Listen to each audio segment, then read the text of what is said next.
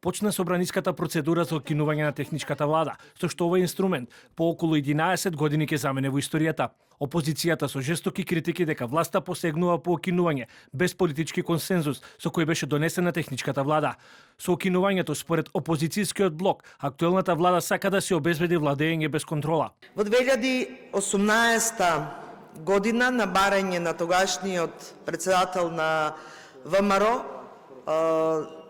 Мицковски, тогаш во опозиција, на барање на Мицковски беше договорено заедно исто така низ процес на консултација, низ еден транспарентен процес во кој што беа вклучени сите политички партии, да се направи измена, односно да се донесе предлог закон со кој што техничката влада ќе важи се до влегување на Македонија во Европската Унија.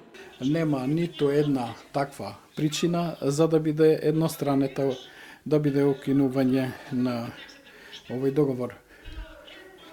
Да се бойкотира од страна на опозицијата и после вие ќе седите на рад и после ќе им велите на граѓаните дека ја изгубивме европската агенда поради тоа едностранните одлуки кои што се обидуваат и денеска да се прават во овој парламентарен сустав не се од лојот на демократските парламенти и не се особини од едно општество кој што функционира со консензус.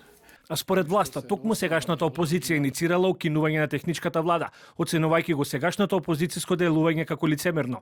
Треба да дојдете до вашата крајна цел, а тоа е да не учествувате на следните парламентарни избори, затоа што тоа е единствениот начин.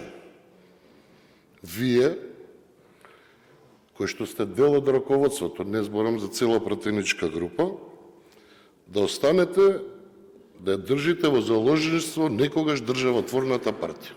Инаку техничката влада беше уведена како брана за предизборни манипулации со јавните финансии и други злоупотреби во корист на изборите.